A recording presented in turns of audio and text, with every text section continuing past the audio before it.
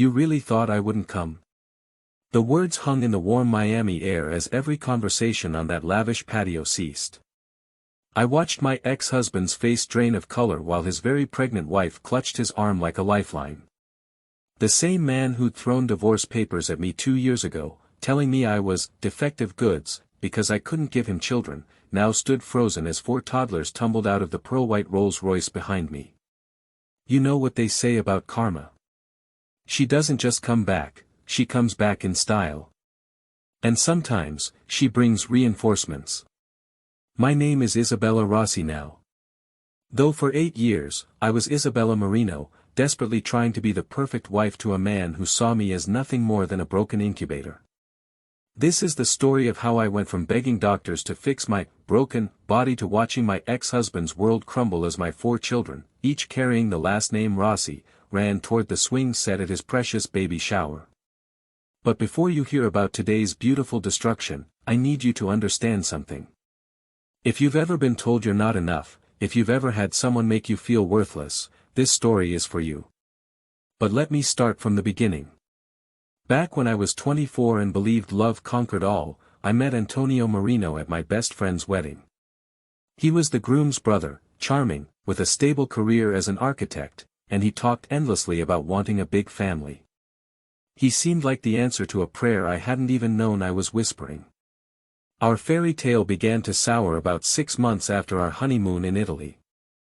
We'd been trying to get pregnant, and when it didn't happen immediately, Antonio's gentle concern curdled into quiet blame. He bought the ovulation kits, tracked everything on his phone, and turned our intimate life into a scheduled, joyless transaction. The man who used to bring me coffee in bed now just asked, "Is it the right time?" when he looked at me. Then came the doctor appointments. My body was poked, prodded, and analyzed. Every test came back normal. But Antonio insisted the problem must be with me. The possibility that fertility issues might be on his side was never entertained. The breaking point came one humid evening in our Miami apartment. I was preparing another round of fertility hormones when Antonio walked in, his face a mask of disgust. "Isabella," he said, "I think we need to talk about other options." I thought he meant adoption. "I've been thinking," he continued. "Maybe we should take a break from each other." The words hit me like a physical blow. The man I had built my life around was walking away because I couldn't give him the one thing he wanted most. Or so I thought. The truth, which I would discover in the most devastating way, was far more cruel. After he moved out and served me with divorce papers, I learned through a mistaken call from our insurance company that Antonio had secretly gotten his own fertility tested.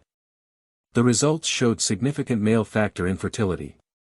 He had known for weeks that he was the reason we couldn't conceive, and he hid it from me while he filed for divorce and moved in with his coworker, Chloe. He had let me shoulder the blame, the injections, and the shame, all while planning his exit. The final insult was an invitation to his baby shower with Chloe. I later overheard him boasting to her that my attendance would be the piece de resistance, proof to all his friends and family of the bitter, childless ex-wife he had so wisely escaped. But Antonio had made one fatal miscalculation. He assumed I would stay broken. Instead, I moved to Los Angeles to live with my cousin. I went back to school, built a successful interior design firm, and, most importantly, I started therapy. I met Marco Rossi, a kind-hearted film producer who saw the strength in me that Antonio had tried to erase. When I told him my story, he was horrified, not by my supposed infertility, but by the psychological torture I had endured. With Marco, I discovered the ultimate truth: there was never anything wrong with me. I got pregnant naturally, and to our joyful shock, we discovered we were having quadruplets. When the invitation for Antonio and Chloe's second baby shower arrived, forwarded to my new home in Malibu, I knew it was time. The universe had handed me a stage for the truth. So, that brings us back to that stunned Miami patio. "You really thought I wouldn't come?" I repeated, my voice calm and clear. Antonio just stared, his gaze darting from my confident smile to the 4 beautiful toddlers now giggling as they chased each other on his perfectly manicured lawn. Isabella, he finally choked out. What, whose children are these? These are my children, Antonio, I said, my voice carrying across the silent crowd. Sofia, Luca, Gianna, and Matteo Rossi. They have their father's name. The word father made him flinch. His mother stepped forward, her face a picture of confusion. But Antonio said you couldn't have children. He said that's why. That's why our marriage ended. I finished gently. It seems Antonio misunderstood some medical information. I let my gaze sweep over the guests, all the people who had believed his lies. You see, the problem was never my fertility. He knew that. He had the test results that proved it, but he chose to let me believe I was broken. The silence was deafening. Chloe was staring at Antonio, her face pale with dawning horror. He told me you were unstable, she whispered. That you blamed him for everything. I only ever wanted the truth, I said, looking directly at Antonio. And the truth is, you didn't leave me because I was broken. You left me because you couldn't bear for me to discover that I was whole, and that you were the one who had been lying all along. Just then, Marco walked onto the patio, having parked the car. He slipped his arm around my waist and kissed my temple. Everything okay, amore mio? He asked, his eyes full of love and a flicker of amusement. Everything is perfect, I said, smiling up at him. I turned back to Antonio one last time. You wanted me here to show everyone your pathetic ex-wife. Instead, you showed them the strong, happy woman you threw away. So, thank you, Antonio. Thank you for setting me free to find a life, and a love, I never could have had with you. As Marco and I gathered our children and walked away, I didn't feel anger or vengeance. I felt peace. Antonio's carefully constructed world of lies was crumbling behind me, and I was driving toward a future so bright it took my breath away. His loss was my greatest blessing. And that, my friends, is the most beautiful kind of revenge there is. The heavy silence of the Rolls-Royce was broken only by the soft, rhythmic breathing of our sleeping children. Sophia's head was nestled against the car seat, her tiny fingers still curled around the hem of my dress. In the rearview mirror, the opulent Miami Country Club shrank into the distance, a dollhouse of shattered illusions. Marco reached across the console, his warm hand covering mine where it gripped the steering wheel. You were magnificent, Isabella, he said, his voice low and full of a quiet pride. Like a queen reclaiming her throne. I let out a breath I didn't realize I'd been holding, the tension of the confrontation finally seeping out of me. I didn't feel like a queen. I just felt free. For the first time, I looked at him and felt nothing but pity. Pity is a luxury he doesn't deserve, but you are generous enough to give it, Marco replied, his thumb stroking my knuckles. He spent years building a prison for you out of lies. Today, you didn't just walk out of it, you demolished the foundation with a smile. We drove on, the Miami skyline glittering in the twilight. The scene replayed in my mind not with triumph, but with a profound sense of closure. The wide-eyed horror on his mother's face as the pieces clicked into place. The way Chloe had taken a step back from Antonio, as if seeing a venomous snake for the first time. The silent judgment from his brother, who had once clapped Antonio on the back and told him he'd dodged a bullet. The real fallout began before we even reached the causeway back to our hotel. My phone, silenced for the event, lit up with a cascade of notifications. Text messages from numbers I hadn't heard from in years. Lydia, Antonio's cousin Isabella, I am so sorry. We had no idea. The things he said, we all believed him. You look radiant. Your children are beautiful. Mark, old mutual friend, holy hell, Bella. Just, wow. Antonio's story never did add up. So glad to see you thriving. Marco seems like a great guy. Then, a message from an unknown number that I recognized as Antonio's mother. Unknown, Isabella, this is Elena Marino. I don't know what to say. There are no words for the shame I feel. My son, What he did to you, it is unforgivable. Can you ever find it in your heart to speak with me? I showed the phone to Marco. He glanced at it and then back at the road, his jaw tightening slightly. That is your decision alone, amore. But remember, you owe them nothing. I know, I whispered, my thumb hovering over the screen. I didn't reply. The time for explaining myself to the Marino family was over. Back at our suite overlooking the ocean, as we settled the babies into their portable cribs, Marco's phone buzzed. He listened for a moment, his expression turning grim. I see. No, we have no comment. Thank you for letting me know. He hung up. Who was that? I asked, handing him a sleeping Gianna.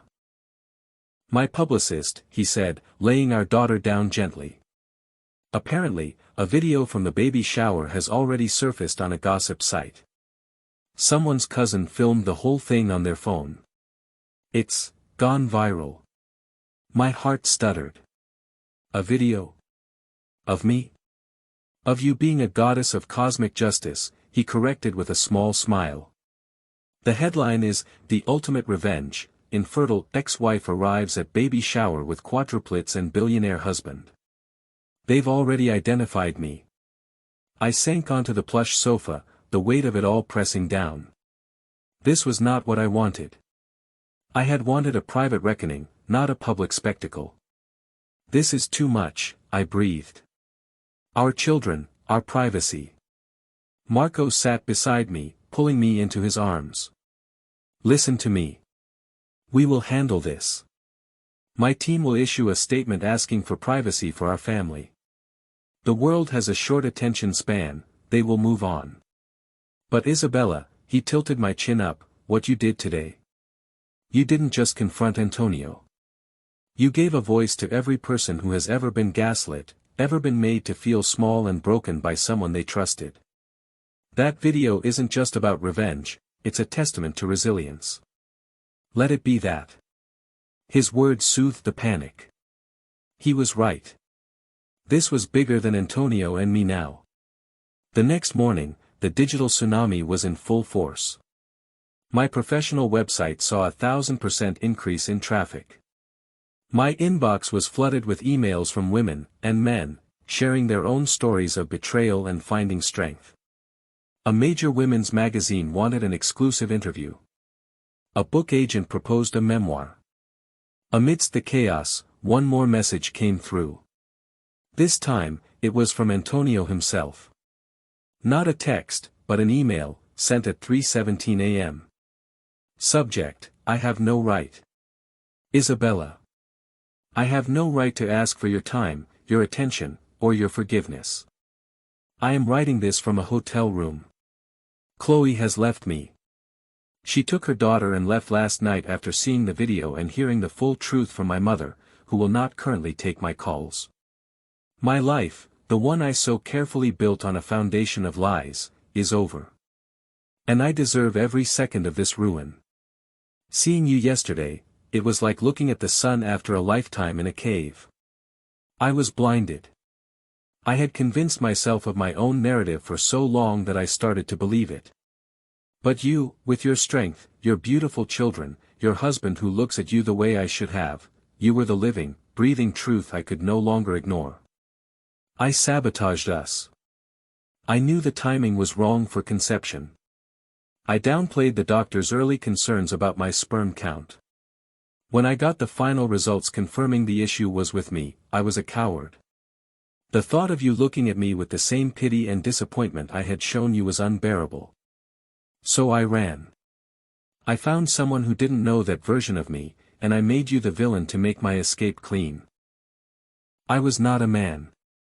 I was a scared boy who broke something precious because I was too weak to fix myself. I do not expect a reply. I just needed you to know that I know. I see it all now, with painful, brutal clarity. You were never the problem. You were the prize I was too foolish to cherish. I am sorry. For all of it. Antonio. I read it once, then twice. There were no tears, no anger. Just a final, quiet click, like the last lock on a long-abandoned box snapping open. I showed it to Marco. He read it in silence, then handed the phone back to me. "What do you feel?" "Nothing," I said, and it was the truth. "It's just words. They change nothing. They don't give me back those 3 years of pain. They don't erase the injections or the shame. His apology is for him, not for me. His closure is his to find." I deleted the email. "That's it?" Marco asked, a note of surprise in his voice. "That's it," I confirmed. My story with Antonio Marino ended the moment I drove away from that baby shower. His penance is his to live with.